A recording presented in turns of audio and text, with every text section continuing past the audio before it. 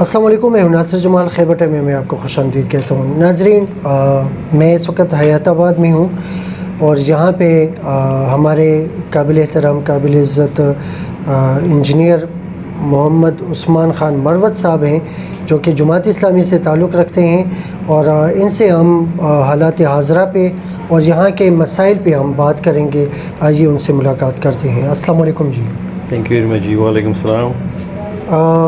محمد عثمان خان مروت صاحب جی، بتائیے گا کہ آپ کا سیاسی بیک گراؤنڈ جو ہے وہ تھوڑا سا ہمارے ناظرین کو ذرا بتا دیجیے گا کہ سیاسی بیک گراؤنڈ کیا ہے۔ تھینک یو ویری مچ ناصر جمال صاحب، میں خیبر ٹائم کا بہت مشکور ہوں کہ آج آپ لوگوں نے تکلیف کی ہے، مجھے بلایا ہے میرے ویو جاننے کے لیے، مجھ سے اپنے شیئر کرنے کے لیے، معلومات شیئر کرنے کے لیے۔ Thank you very much, so nice of you. جی، میرا تعلق جماعت اسلامی سے ہے اور میں UAT پشاور سے میں نے انجینئرنگ کی ڈگری لی ہے، اور انجینئرنگ سے جو میں فارغ ہو گیا اس کے بعد میں بس سن 2001 میں نے پہلا الیکشن لڑا لوکل باڈیز کا، اور اس کے بعد میں مسلسل 4 الیکشن لوکل باڈیز کے میں نے لڑی ہیں۔ تو میں ایکس ناظم بھی رہا ہوں، اور اب دوبارہ بلکہ میں اب پھر چیئرمین ہوں یہاں کا۔ ٹھیک جی، تسلسل کے ساتھ آپ جو ہے جماعت اسلامی کے ساتھ؟ جی، میں جماعت اسلامی کے ساتھ ہوں۔ ٹھیک جی، ماشاءاللہ جی، بہت اچھی بات ہے۔ یہ بتائیے گا محمد عثمان خان صاحب کہ آپ کے جو حلقے کے جو مسائل ہیں جو فوری طور پہ حل طلب ہیں، ان میں سے کون سے ایسے مسائل ہیں کہ جو کہ آپ کی نظر میں وہ بہت زیادہ پیچیدہ ہیں؟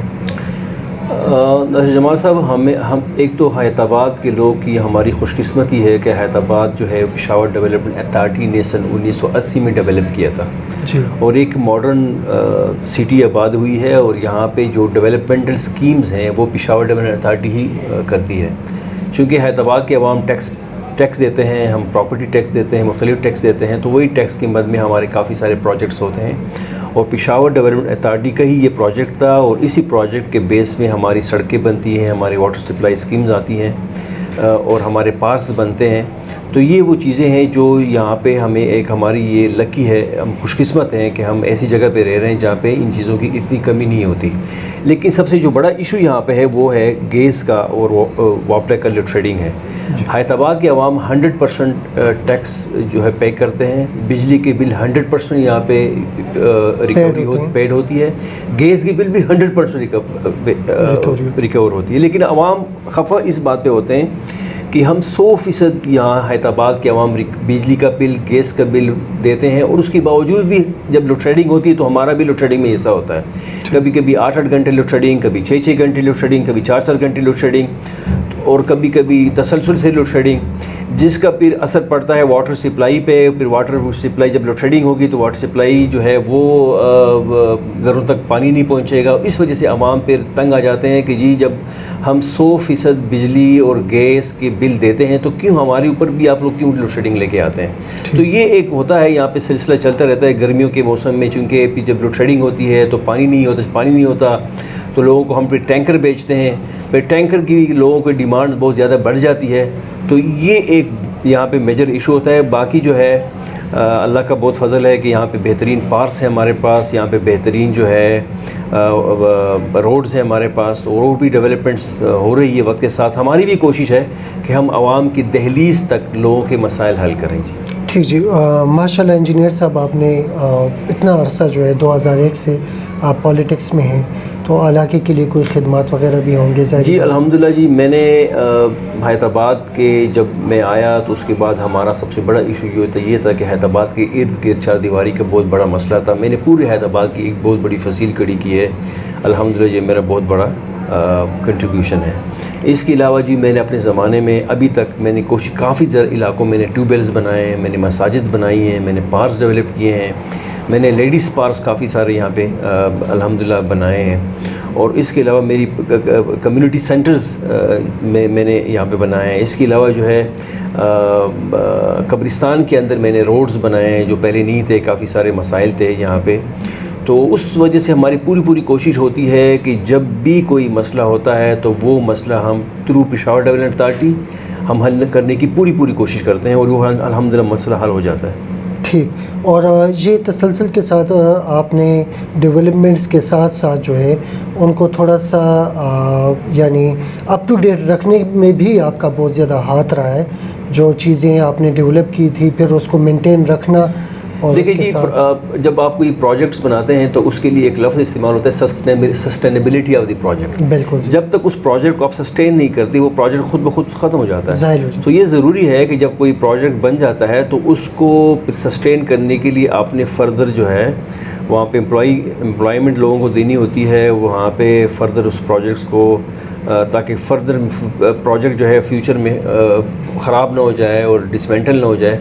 تو ریپیئر مینٹیننس تو یہ تو وقت کے ساتھ ہوتی رہتی ہے, تو ضروری ہے. جب آپ کی ریپیئر مینٹیننس نہیں کریں گے تو عوام رہتے ہیں جہاں پہ وہاں پہ تو ضروری بات ہے کہ وہاں پہ تو چیز خراب ہوگی.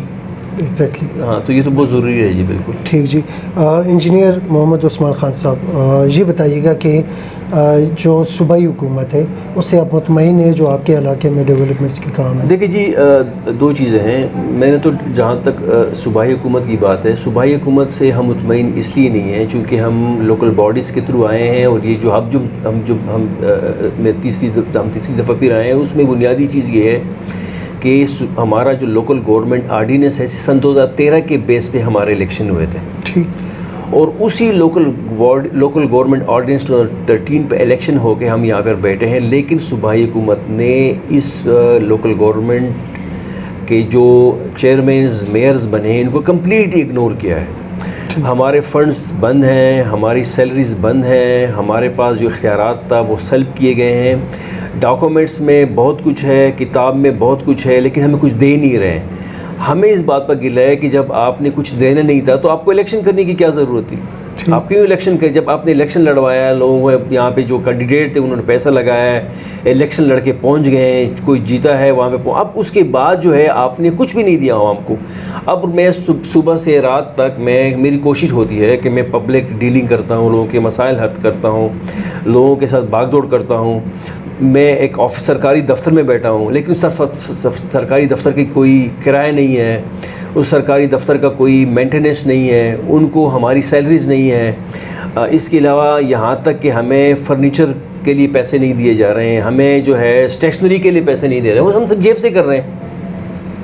الیکشن بھی جیب سے تھا اور یہ بھی جیب سے. ڈیفینیٹلی. دیکھیے جی, الیکشن تو آپ اور پھر عوام کا سامنا بھی تو کرنا پڑ رہا ہے. تو دیکھیے جی, وہ تو ضروری الیکشن تو آپ کریں گے, وہ تو آپ نے ڈیفینیٹلی جیب سے ہی کرنا ہے.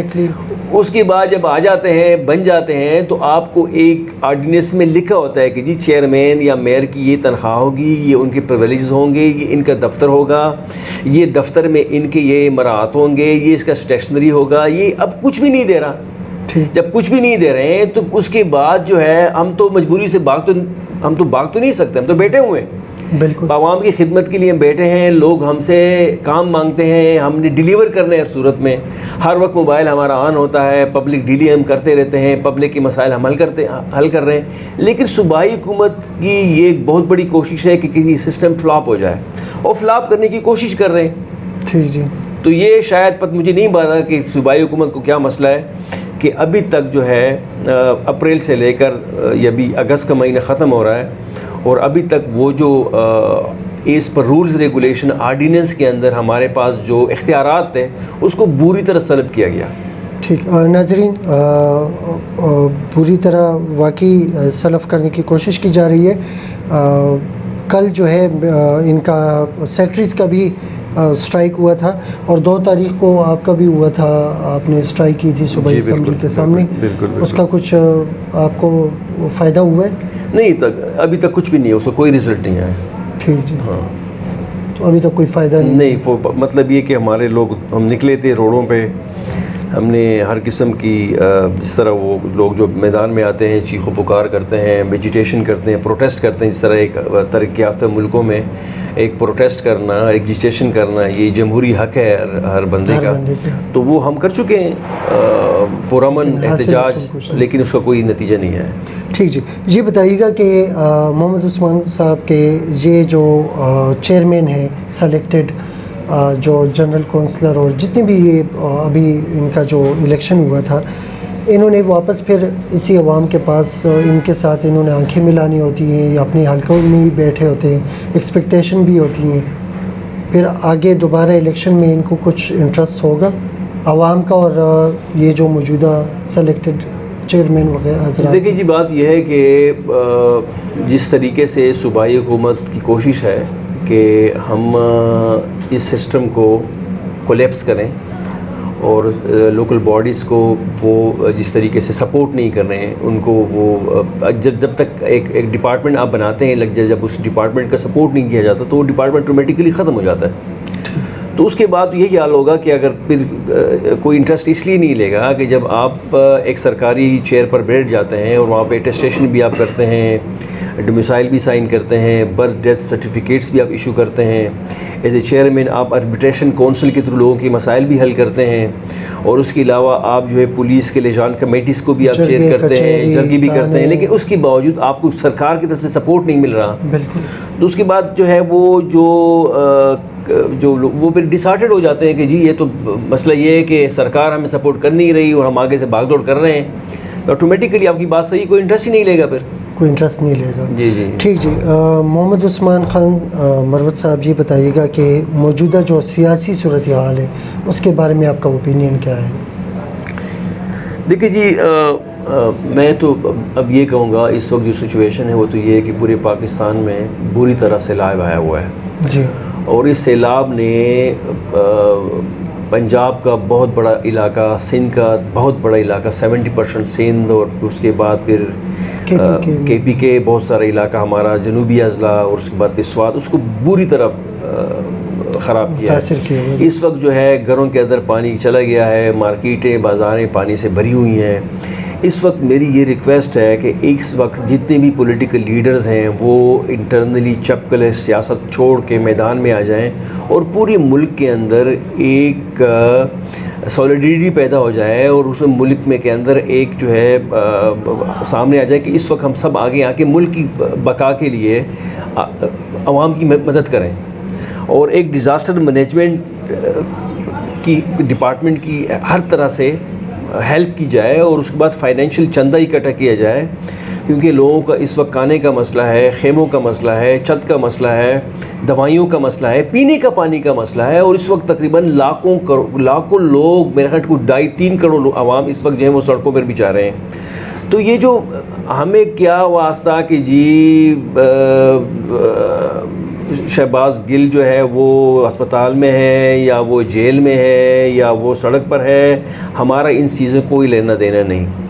ہمارے اپنے مسائل اتنے زیادہ ہیں، ہمارے اتنے ایشوز ہیں، اور اس وقت جو ہے نیشنل ایشو یہی ہے کہ بھئی بہت بڑا اس وقت پورے پاکستان میں ایک بہت تکلیف کی صورتحال ہے.